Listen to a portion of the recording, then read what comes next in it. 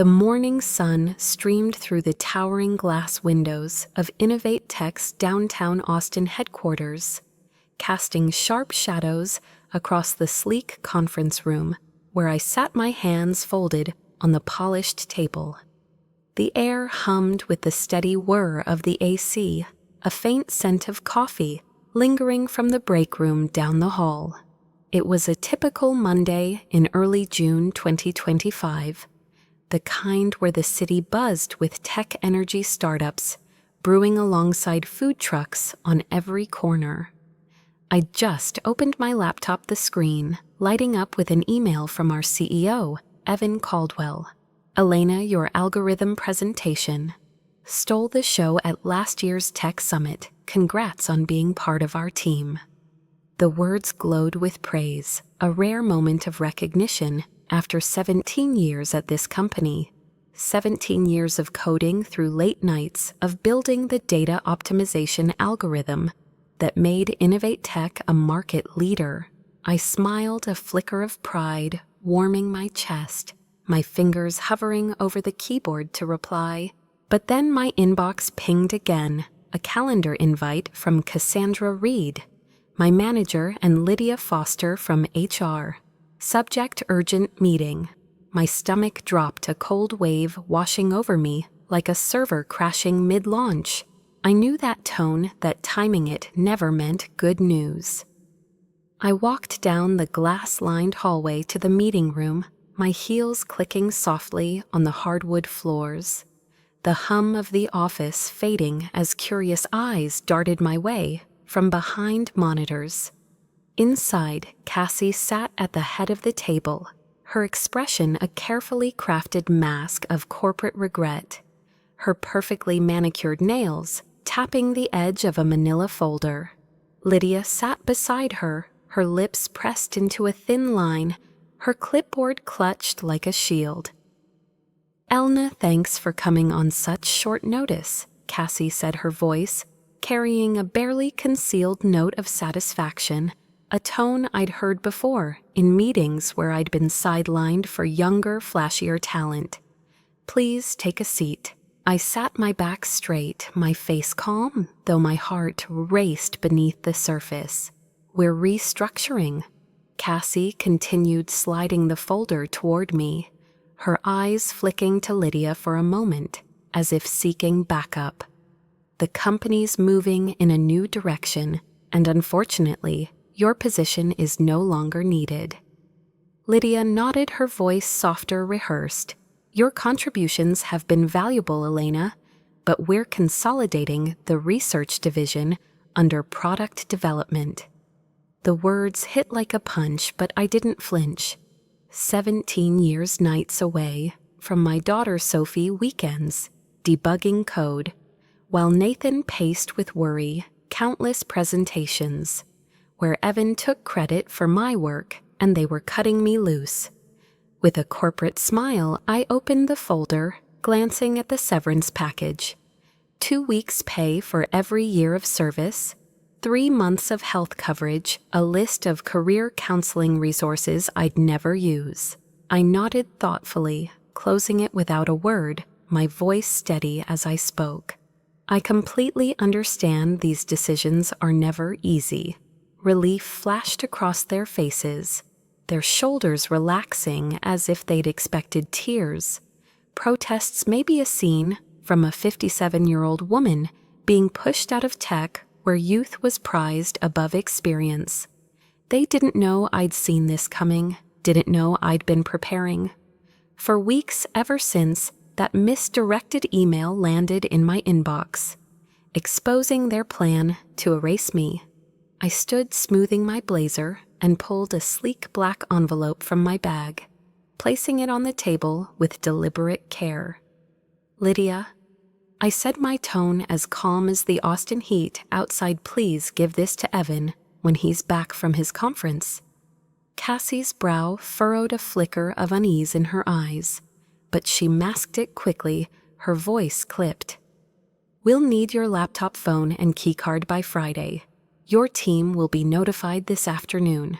I smiled, a small, knowing smile, and walked out the glass doors, reflecting my steady stride, my mind already racing with the code I'd written not for Innovate Tech but for myself.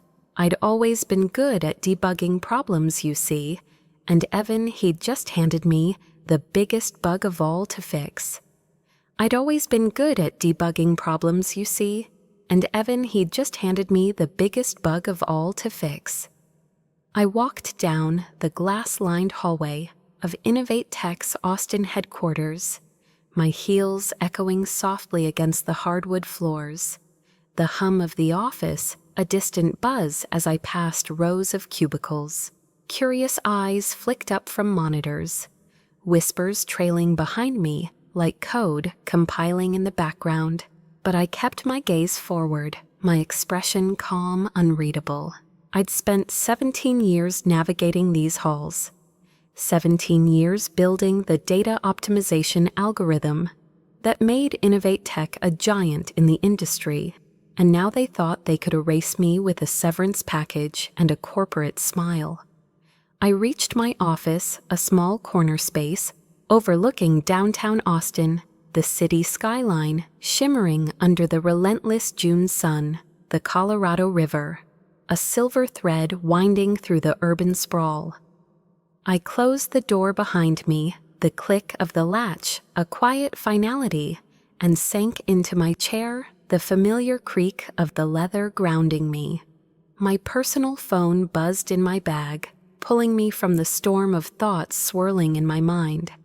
I pulled it out, my hands steady, despite the ache in my chest, and sent a single text to Marcus Tate, the CEO of Nexus Dynamics, Innovate Tech's fiercest competitor. "It's done. I'm out. Let's move forward." His reply came almost instantly, the screen lighting up with his words. "Perfect timing. Contracts ready." Dinner tonight, I smiled, a flicker of satisfaction. Cutting through the bitterness, the warmth of a plan coming together. I'd been preparing for this moment, and now it was time to execute. I glanced around my office, the walls lined with reminders of a career I'd poured my heart into, framed certificates from tech conferences, a photo of Sophie at her first science fair, her gap-toothed grin beaming as she held her winning project, a tiny robot she'd built with my help. Nathan had taken that picture, his laughter echoing in my memory as he'd cheered her on, his pride in her matching mine.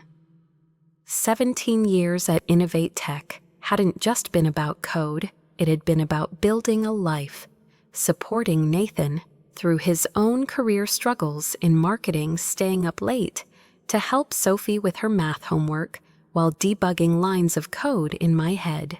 I'd sacrificed countless nights, weekends, moments I'd never get back with my family, all to create the algorithm that powered Innovate Tech's flagship product, DataSync, a software now used by half the Fortune 500. But to Evan, I'd always been just part of the team, a name to gloss over, while he took the stage claiming my work as his own brilliance at last year's Tech Summit in San Francisco. I could still hear his voice smooth and smug as he'd called me one of our research team members while the crowd applauded his vision. That moment had stung, a quiet betrayal I'd buried deep, but it wasn't until a month ago that I'd realized how far Innovate Tech was willing to go to erase me entirely.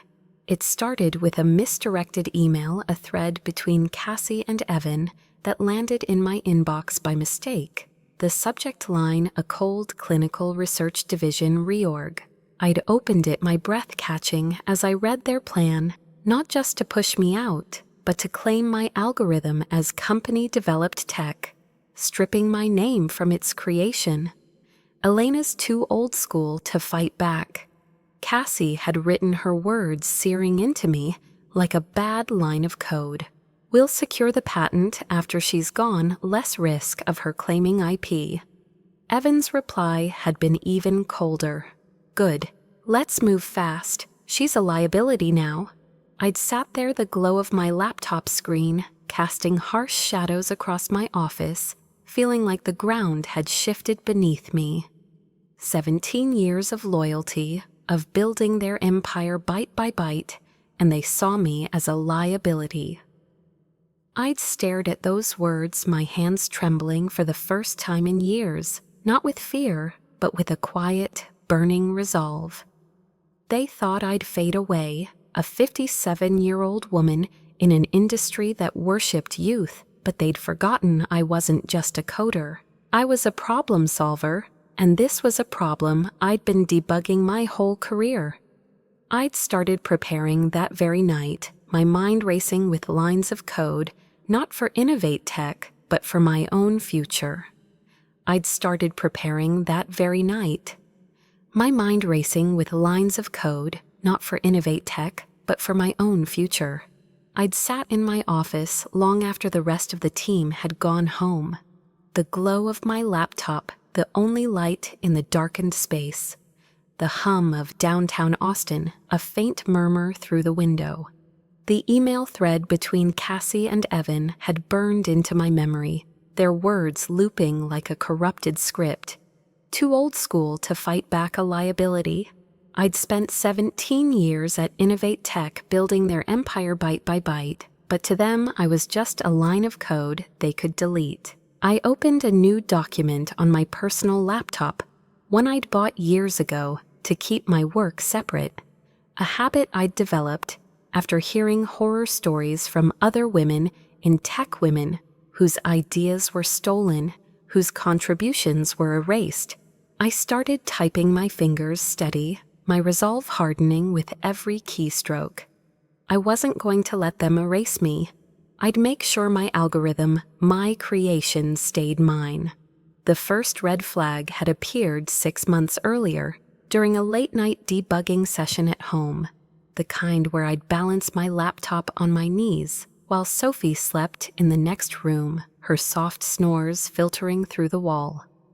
I'd been reconciling Innovate Tech's project logs when I noticed a gap, no patent application for my data optimization algorithm, the very code that powered DataSync, our flagship product, the one that had made us a market leader. I'd assumed it was an oversight, a clerical error in the legal department's backlog. So I'd emailed Cassie the next morning, my tone professional polite. Just following up on the patent for the optimization algorithm, any updates? Her reply had come quickly, too quickly, a red flag in itself. We're handling it, Elena, don't worry. But something about her response felt off, a glitch in her usual polished demeanor. I'd trusted my instincts honed from years of debugging code and started digging deeper, pulling late nights at the office. After everyone else had left the Austin skyline glittering outside like a promise I wasn't sure I could keep. What I found was worse than I'd feared. Hidden in Innovate Tech's internal documentation was a strategy memo, buried deep in a shared drive I wasn't supposed to have access to, a drive I'd stumbled upon while troubleshooting a server issue for a junior developer. The memo outlined their plan, claim my algorithm as company-developed technology, without specific inventor attribution. Push me out before securing the patent, knowing that intellectual property developed by employees typically belonged to the company. Elena's contributions are valuable but replaceable. Evan had written his words, a knife in my back. Her age makes her a liability, better to move now. Cassie's reply had been colder still. Agreed. We'll reorg her division, phase her out quietly. She'll never see it coming. I'd sat there, the screen casting harsh shadows across my face, feeling like I'd been rebooted without warning. 17 years nights away from Sophie weekends I'd missed with Nathan presentations where Evan took credit for my work, and they were planning to erase me entirely, but they'd underestimated me. I wasn't just a coder, I was a problem solver, and this was a problem I could fix. I'd started working on refinements to my algorithm that very night, using my personal laptop, my own time, my own resources. I'd improved its efficiency by 50% a leap that Innovate Tech would have killed for.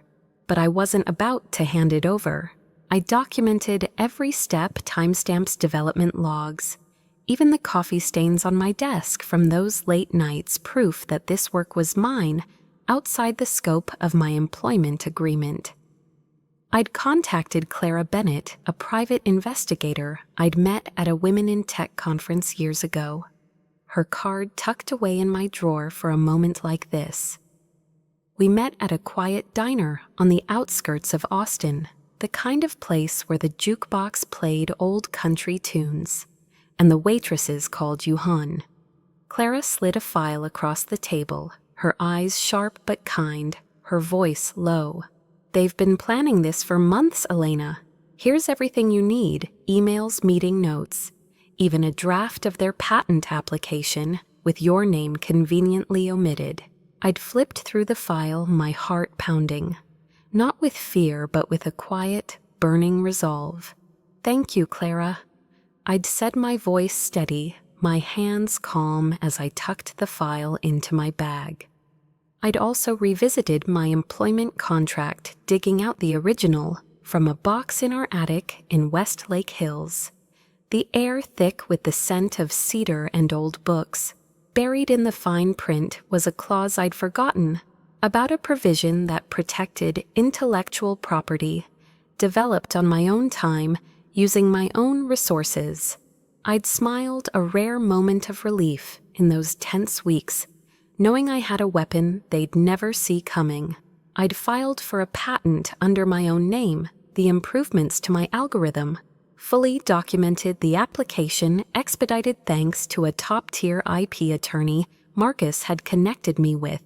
The patent had been granted just last week, a quiet triumph I'd kept to myself, a secret I'd held close as I waited for Innovate Tech to make their move. And now they had faster than I'd expected, but I was ready. I'd also been in talks with Marcus Tate for weeks, our meetings discreet, held in out-of-the-way spots across Austin, a taco truck near Zilker Park, a dive bar in East Austin where the neon signs flickered and the music was too loud for anyone to overhear. Marcus had seen the potential in my algorithm, the kind of potential Innovate Tech had been too blind to value.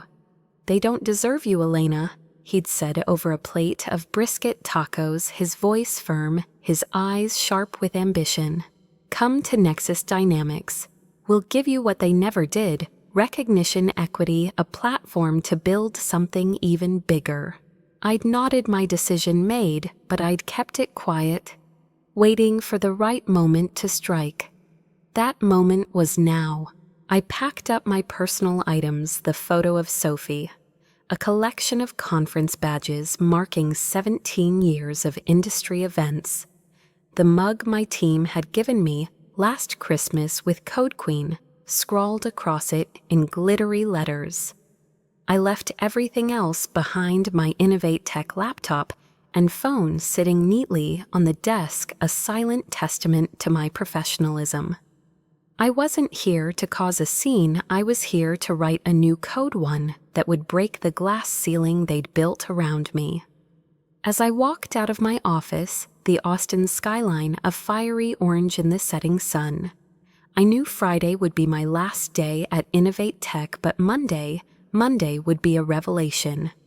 As I walked out of my office, the Austin skyline a fiery orange in the setting sun, I knew Friday would be my last day at Innovate Tech, but Monday would be a revelation. I drove home to our Westlake Hills bungalow, the quiet streets lined with live oaks, casting long shadows in the fading light, the air thick with the scent of cedar and the distant hum of cicadas. Inside the house was warm, the soft glow of the kitchen lights spilling into the hallway, Sophie's laughter echoing from the living room where she was sprawled on the couch, her science project, a solar-powered robot, scattered across the coffee table. Nathan was in the kitchen, stirring a pot of chili, his sleeves rolled up his brow, furrowed in concentration. "Hey, hon," he called, glancing up with a smile that faltered when he saw my face. "Rough day." I set my bag down the weight of the black envelope I'd left with Lydia still lingering in my mind, and nodded, my voice steady but soft. "They let me go, Nathan. It's done." His spoon clattered against the pot, his eyes widening, a mix of shock and anger flashing across his face. "They what, after everything you've done for them?" Sophie's laughter stopped, her head popping up over the couch, her brown eyes wide with concern. "Mom, what's wrong?" I forced a smile, walking over to ruffle her hair, the warmth of her presence grounding me. "Nothing we can't handle, sweetie. I'll tell you more later." "Okay." She nodded, her expression uncertain, but she went back to her project, her small hands tinkering with wires, a quiet reminder of why I was doing this. Not just for me, but for her, for the future I wanted her to inherit. I pulled Nathan into the kitchen, closing the door softly behind us, the smell of chili wrapping around us like a warm blanket. "I saw it coming," I said, my voice low steady, as I leaned against the counter. "They've been planning to push me out for months. I found an email, Cassie and Evan, they wanted to claim my algorithm, erase my name from it." Nathan's jaw tightened, his hands balling into fists, his voice a growl. "That's your work, Elena. They can't do that." I placed a hand on his arm, my touch calming, my resolve unshaken. "They won't. I've been preparing, Nathan. I've got a plan." I told him everything, the patent I'd filed for my improved algorithm, the 50% efficiency boost I'd achieved on my own time, the evidence Clara had gathered, the contract with Nexus Dynamics. His eyes widened with each revelation, a mix of awe and pride, replacing the anger, his voice soft with disbelief. "You've been coding a comeback this whole time, haven't you?" I smiled, a quiet triumph in my chest, and nodded. "I'm meeting Marcus tonight to finalize the contract. By Monday, Innovate Tech will know what they've lost." That evening, I met Marcus Tate at a quiet steakhouse on the edge of Austin, a place tucked away in the rolling hills near Lake Travis, where the city lights glittered like stars against the dark water. Marcus had reserved a private booth in the back, the leather seats creaking softly as we sat, a bottle of red wine already waiting on the table. The hum of the restaurant clinking glasses murmured conversations. The sizzle of steaks on the grill faded into the background as Marcus leaned forward, his eyes sharp, his voice low. "They actually did it," he said, shaking his head, a mix of disbelief and satisfaction in his tone. "They cut the woman who built their core tech. Evan never understood what you created, did he?" I sipped my wine, the rich flavor grounding me, my voice steady as I replied. "He saw the flashy UI, the marketing buzz, the revenue charts, but the architecture, that was just tech stuff to him." Marcus chuckled, a deep, knowing sound, and slid a folder across the table. The papers inside, crisp, the contract we'd been refining for weeks. "All the paperwork's finalized," he said, his tone brisk, businesslike. "As soon as you sign, Nexus Dynamics acquires exclusive licensing rights to your patent. The press release goes live Monday morning, announcing you as our new Chief Technology Officer." I reviewed the documents, my eyes scanning the terms I'd already memorized. A 7-figure signing bonus, substantial equity in Nexus Dynamics, ongoing royalties from all products using my algorithm. I'd also ensured my team, 6 brilliant engineers I'd mentored at Innovate Tech, had offers waiting, senior roles with raises they deserved. "What do you think Evan's face will look like when he hears?" Marcus asked, a grin tugging at his lips, his eyes gleaming with anticipation. I signed the final page, my signature a steady line, and closed the folder, my voice calm but laced with a quiet edge.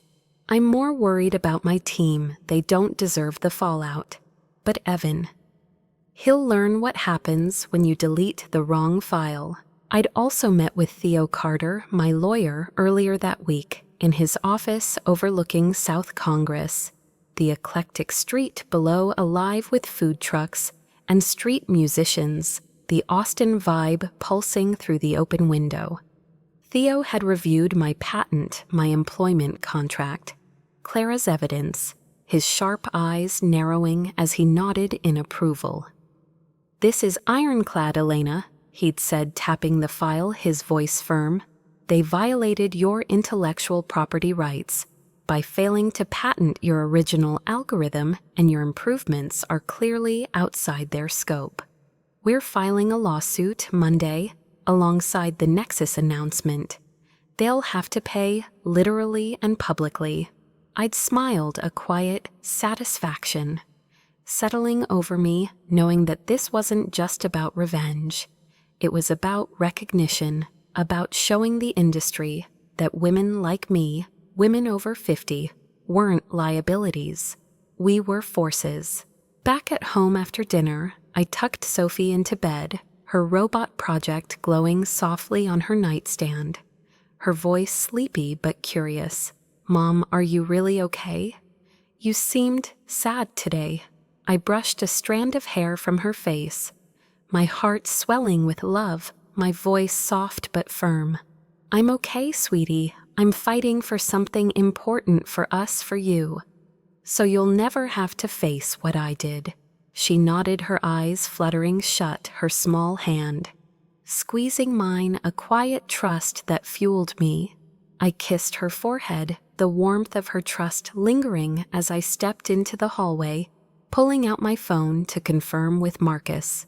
"Everything's set," I texted, my fingers steady, my resolve unbreakable. "Let's launch Monday." His reply came quickly, a single word that made my smile widen. "Perfect." I slipped into bed beside Nathan, his arm wrapping around me, his voice a whisper in the dark.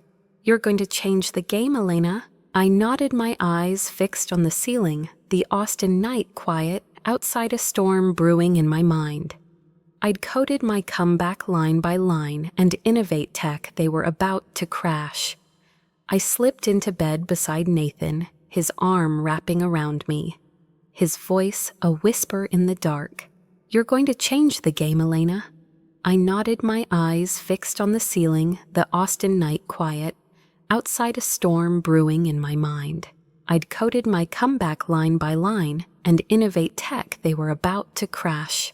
Monday morning dawned bright and sharp, the kind of Texas sun that blazed through your window, demanding you rise to meet it. I dressed carefully in a charcoal suit I'd bought just for today, the fabric crisp against my skin, a power outfit that felt like armor. The Nexus Dynamics town car arrived at 7:30 a.m., right on time, the driver tipping his hat as I slid into the back seat, my laptop bag at my side, the black envelope I'd left with Lydia, now a ticking bomb in Innovate Tech's hands. I settled into the plush leather, my phone buzzing with a message from Marcus Tate. As we pulled onto the highway, the Austin skyline, a glittering backdrop against the morning light. "Press release is live at 7 a.m. He wrote, his words pulsing with anticipation. "Industry news is already picking it up. Reactions are pouring in." I smiled, a quiet thrill humming through me, and opened the link he'd sent. The headline screamed across my screen: "Nexus Dynamics acquires exclusive rights to revolutionary data. Algorithm welcomes creator Elena Harper as Chief Technology Officer." The article detailed my 17 years at Innovate Tech, my role as the sole inventor of the patented technology, and how Nexus Dynamics would now control licensing for any company using my algorithm, starting with Innovate Tech. My phone lit up again, this time with a text from Theo Carter, my lawyer. "Lawsuit filed at 7:15 a.m. Innovate Tech has been served. Buckle up. I leaned back, the city blurring past, a quiet satisfaction settling in my chest. The game had just changed, and Innovate Tech didn't even know it yet.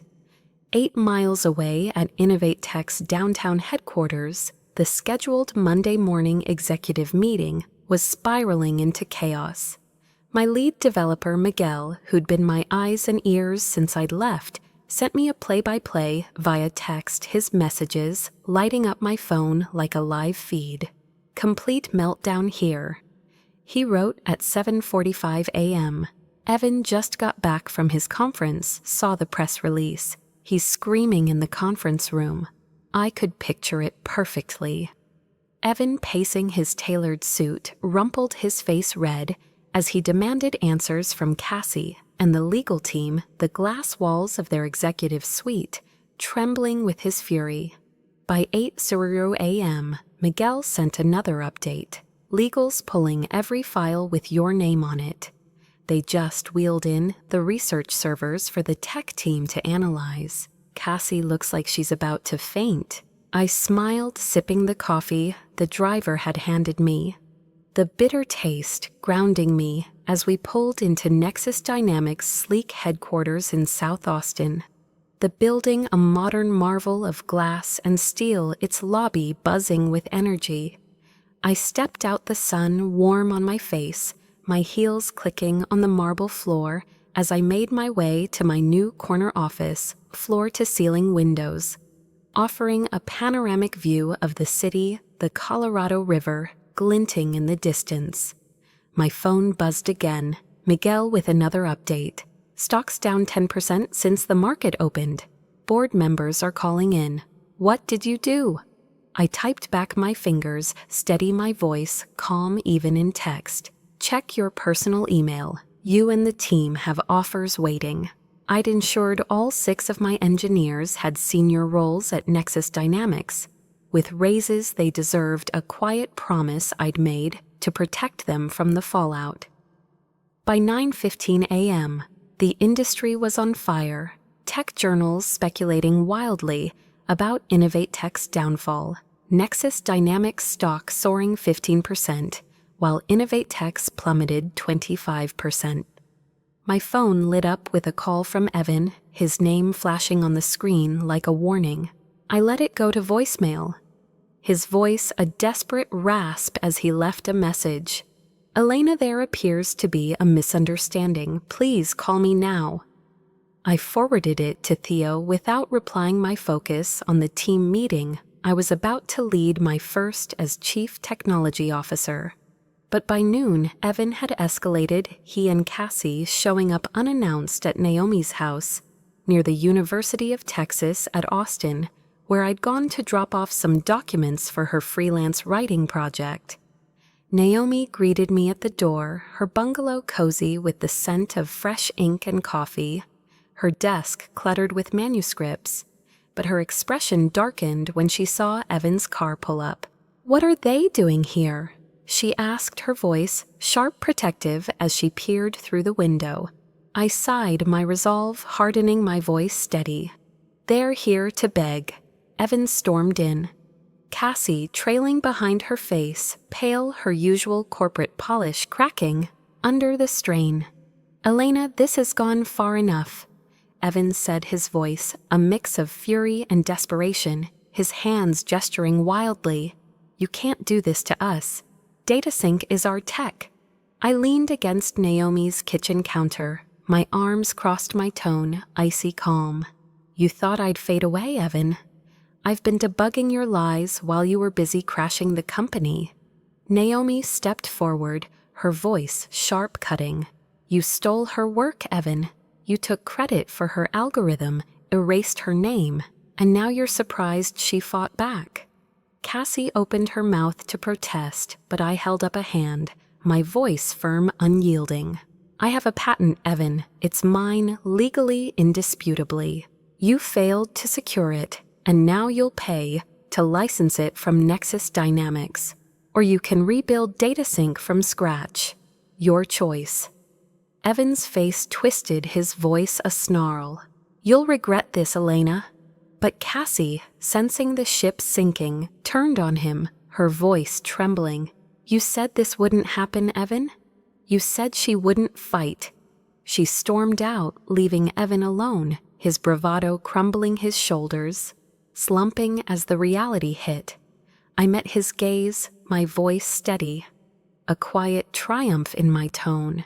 "You should have valued what you had, Evan. Now you'll learn what it costs to lose it." Back at Nexus Dynamics, my phone buzzed with another update from Miguel. "Clients are jumping ship 2 majors, just switched to Nexus. Boards in emergency mode." I smiled a quiet satisfaction, settling over me as I prepared for the lawsuit Theo had filed at Travis County. A battle that wouldn't just be about justice, it would be about recognition, about breaking the glass ceiling they'd built around me. I glanced at a text from Sophie, her words lighting up my screen. "I'm proud of you, Mom." My heart swelled a new code, compiling in my mind, one that would rewrite the future for her, for me, for every woman who'd ever been erased. Innovate Tech was about to learn the true cost of their crash. Innovate Tech was about to learn the true cost of their crash. The weeks that followed were a whirlwind, a storm of legal battles and industry upheaval that swept through Austin's tech scene like a Texas thunderstorm, fierce and unrelenting. The lawsuit Theo had filed at Travis County moved faster than I'd expected. Innovate Tech's legal team scrambling to mount a defense, but the evidence Clara had gathered, combined with my meticulous documentation, was ironclad. The judge, a no-nonsense woman with a sharp gaze and a reputation for fairness, reviewed my patent, the misdirected emails, and Innovate Tech's strategy memo with a precision that rivaled my own code. The defendant's actions constitute a clear violation of intellectual property rights. She declared, her voice echoing through the courtroom, a finality that sent a ripple through the Innovate Tech team. Innovate Tech will pay licensing fees to Nexus Dynamics at triple the industry rate, effective immediately, and issue a public acknowledgement of Ms. Harper's role as the sole inventor of the data optimization algorithm. Evan's face turned ashen, his jaw tight, his hands gripping the table as if it could anchor him in the wreckage of his empire. Cassie, sitting beside him, looked like she'd been rebooted without a backup, her eyes darting to the exit, her corporate polish long gone. The ruling wasn't just a financial blow, it was a public humiliation, a scar on Innovate Tech's reputation that no press release could erase. Their stock plummeted another 10% that day, clients jumping ship faster than a corrupted server could crash, while Nexus Dynamics soared, our market lead now unstoppable. I walked out of the courthouse, Austin's sun warm on my face, the city alive around me, street musicians playing on South Congress food trucks, serving tacos to tech workers, the Colorado River glinting in the distance. I felt lighter than I had in years, a new chapter, rising like code compiling perfectly, no errors, no bugs. I'd done more than win a lawsuit, I'd broken the glass ceiling. Innovate Tech had built around me, a ceiling I'd spent 17 years banging my head against. That afternoon, I drove to my new office at Harper Tech Solutions, a space I'd leased in South Congress, its exposed brick walls and wide windows, a far cry from the sterile cubicles of Innovate Tech. Harper Tech wasn't just a consulting firm, it was a mission, a platform, to help women in tech protect their intellectual property, to ensure they'd never be erased as I'd nearly been. My first clients were already lined up, 2 young engineers starting their own AI venture, a data scientist fighting to reclaim her stolen code, each one a story of resilience that echoed mine. I'd hired Zoe Miller as my assistant, a sharp young woman with a knack for organization and a passion for empowering others, her energy a bright spark in our growing team. Nexus Dynamics had become the market leader, our products powered by my algorithm. Capturing clients' innovate tech could only dream of our stock a beacon for investors seeking stability in a shaky industry. Evan, I'd heard through the grapevine, had been forced out by Innovate Tech's board, his golden parachute shredded by the fallout. He'd taken a low-level job at a small startup in Dallas, his name now a cautionary tale in tech circles.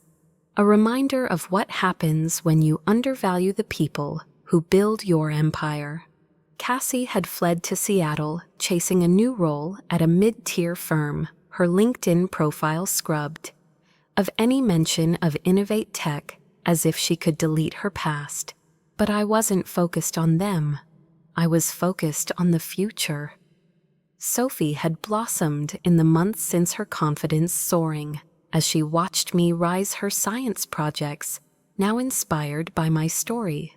"I want to be like you, Mom," she'd said one evening at dinner, her eyes bright, her hands waving excitedly as she described her latest robot design.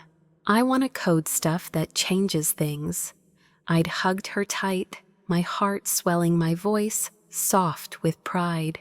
"You will, sweetie, and I'll make sure no one ever takes that from you." Nathan, too, had found his footing, his marketing career thriving.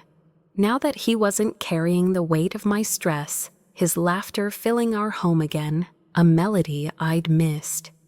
1 year to the day, after my dismissal, I stood on the stage at the National Women in Tech Summit in San Francisco, preparing to deliver the keynote address, the audience a sea of faces, industry leaders, journalists, young engineers, all eager to hear my story.